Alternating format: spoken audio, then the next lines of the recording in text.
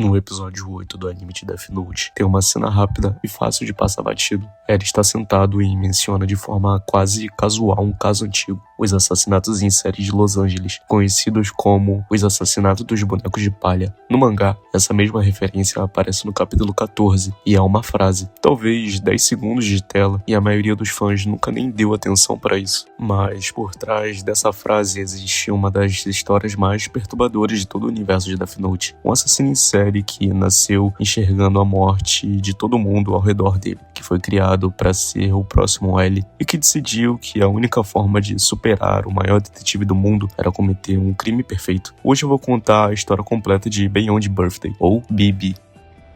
レイペンバーの婚約者美空直美どこかで聞いたのだな彼女かロサンゼルス BB 殺人事件のそうかあの事件私の元で働いてくれた彼女が日本に Fala aí pessoal, tudo bem? Guys aqui, hoje trazendo mais um vídeo de Death Note pra vocês e bom, vamos lá. Beyond Birthday, também conhecido como B, nunca apareceu no mangá ou no anime ou nos filmes de Death Note. Ele existe apenas na novel chamada Death Note Another Note, The Los Angeles BB Murder Cases, escrita por Nishio Isin no início de 2006, com roteiro original de Oba e ilustrações de Obata. Ou seja, ele é canônico, é uma história canônica, feita pelos próprios criadores da série original, só que em formato de um romance. E o motivo dele nunca ter aparecido em outras adaptações é simples. A história dele acontece muitos anos antes do início de Death Note, quando Light ainda nem tinha encontrado o caderno em si. É uma peça do passado de L, contada por Melo, que narra o livro inteiro como uma forma de provar que conhece L melhor do que o Nier jamais vai conhecer um dia. Beyond nasceu com uma condição extraordinária. Ele nasceu com os olhos de Shinigami, que são os mesmos olhos que a Misa usa depois de um trato com um deus da morte. Mas Beyond nasceu com eles, naturalmente. Desde o nascimento, ele conseguia ver o nome verdadeiro e a expectativa de vida restante de qualquer pessoa que o olhasse, inclusive dos seus próprios pais. Melo especula no livro que talvez um Shinigami tenha perdido os próprios olhos em algum momento, e de alguma forma, eles pararam nas mãos de uma criança humana, assim como o Ryuki fez com Death Note, onde ele só jogou e o Light conseguiu o achar. Mas imagina isso, nascer enxergando a contagem regressiva de vida de todo mundo ao seu redor, sem nunca ter escolhido essa habilidade, sem nunca poder desligar. Beyond nunca contou a ninguém sobre isso, cresceu como uma criança estranha, segundo os registros, mas ninguém sabia o motivo real. Depois que o pai foi assassinado e a mãe morreu num acidente de trem, Beyond foi levado por Watari, o mesmo homem que cuida de Ellie, para a Weems House, um orfanato na Inglaterra dedicado a formar crianças superdotadas como possíveis sucessores de Ellie.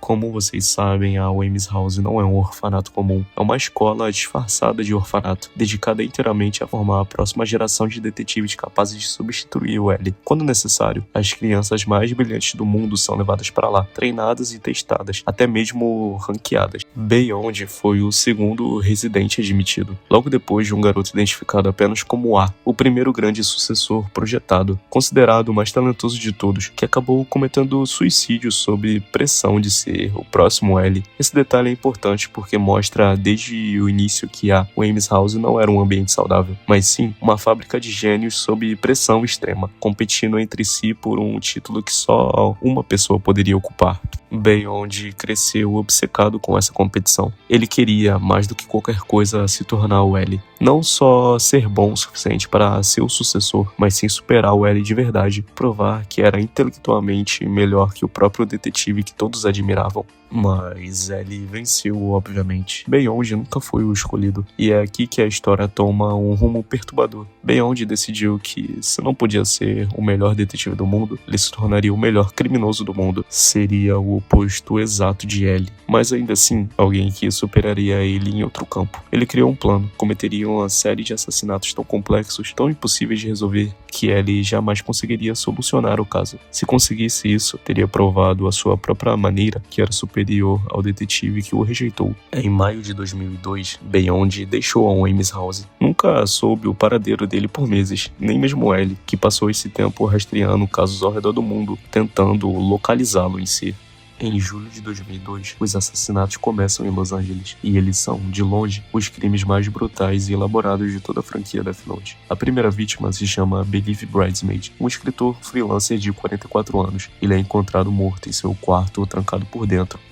Estrangulado, deitado de barriga para cima, havia cortes no peito dele feito após a sua morte. Números romanos fazendo um código. 4 Waranyo são bonecos tradicionais japoneses de palha, usados em rituais de maldição. Estavam pregados na parede, bem onde havia trocado a camisa das vítimas depois da mutilação, deixando só gotas de sangue como pista. A segunda vítima se chama Quarter Queen, uma menina de 13 anos apenas, encontrada morta no apartamento onde ela morava com a mãe. A cabeça dela foi golpeada, os olhos removidos e substituídos por lentes de contato, com óculos colocados por cima. 3 bonecos de palha na parede dessa vez, um a menos que a primeira vez, como contagem regressiva e silenciosa. A terceira vítima foi Backyard Bottom Slash, uma funcionária bancária de 26 anos, bem onde tentou, nesse assassinato, um experimento macabro, verificar se era possível matar alguém por hemorragia interna, sem romper a pele, espancando repentinamente o braço da vítima já drogada. O experimento falhou, ela sobreviveu ao espancamento, mas acabou morrendo de outra forma, perda de sangue após ter a perna direita e o braço esquerdo cortados.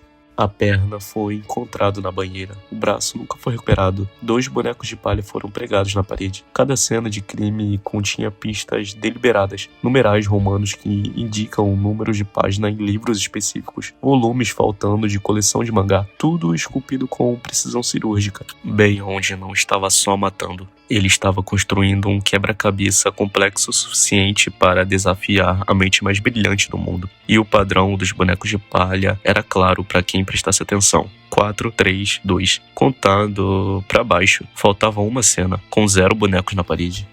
Ellie, por princípio, só se envolveu pessoalmente em casos com mais de 10 vítimas ou mais de $1 milhão envolvidos. Os assassinatos de Los Angeles não se encaixavam nesse critério. Tinham só 3 vítimas até aquele momento, mas havia algo no padrão daqueles crimes que chamou a atenção dele de um jeito pessoal. Então ele decidiu se envolver mesmo assim. E é exatamente nesse caso que, pela primeira vez, ele adotou o pseudônimo de Ryuzaki, o mesmo nome que ele usaria anos depois durante toda a investigação contra Kira. Esse detalhe é enorme para os fãs da série principal. O nome que conhecemos tão bem nasceu justamente nesse confronto com Beyond Birthday. Para investigar pessoalmente, ele recruta Naomi Misora, uma agente do FBI afastada temporariamente do cargo, mas com um histórico impecável e habilidades de combate corpo a corpo excepcionais. Naomi chega à cena do primeiro crime e é encontrado um detetive particular misterioso que também está investigando. Um homem que se apresenta como Rue Ryuzaki. Os dois passam a trabalhar juntos. E aqui está a virada mais perturbadora de toda a história. Rue Ryuzaki não é ele disfarçado, é Beyond Birthday. O próprio assassino está lado a lado com a investigadora, ajudando a decifrar pistas que ele mesmo deixou, testando se ela seria digna sucessora de Ellie e guiando-a sutilmente a investigação inteira pro desfecho que ele planejou desde o início. Naomi passa uma semana inteira lado a lado ao assassino sem desconfiar de nada, bem onde a testa constantemente, inclusive a ataca disfarçado numa rua, só para avaliar as habilidades de combate dela, e depois foge como se fosse outra pessoa. O verdadeiro plano de Beyond Birthday não era só matar pessoas de forma complexa, era encenar a própria morte como o quarto e último assassinato da sequência. Beyond sabia que, no fim das contas, jamais conseguiria realmente vencer o Ellie através de assassinatos convencionais. Ellie sempre resolveria casos eventualmente, então ele criou uma solução mais radical. Ele seria a quarta vítima. Rui Ryuzaki, a identidade falsa que usava, morreria como parte do padrão dos bonecos de palha. E como o Ryuzaki nunca existiu de verdade, o caso ficaria oficialmente sem solução. Nenhum assassino identificado, nenhum culpado preso. O crime perfeito encerrado em um suicídio disfarçado de última execução de assassino em série.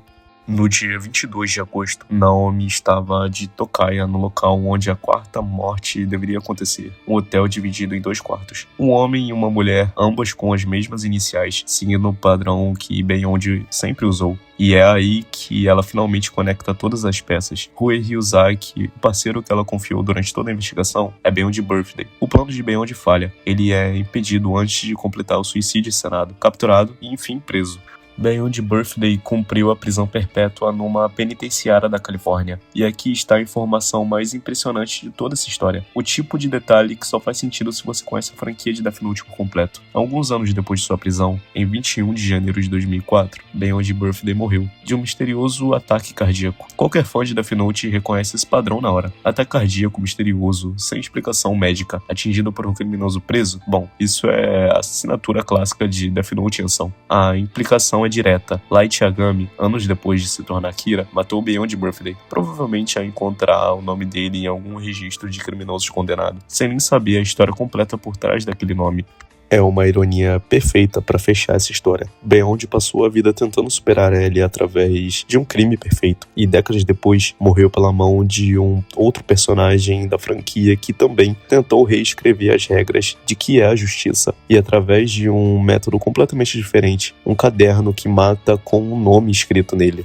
Beyond Birthday nunca apareceu em nenhuma imagem em movimentos de Death Note. Nunca teve uma cena no anime, nunca foi desenhado em ação num episódio. Ele existe só nas páginas de uma novel e na imaginação de quem lê, mas a história dele conecta peças fundamentais da franquia principal. O nome Ryuzaki, o funcionamento da Whammy House, o próprio conceito de que existir sobre a sombra de Ellie pode quebrar mentes brilhantes de forma irreversíveis.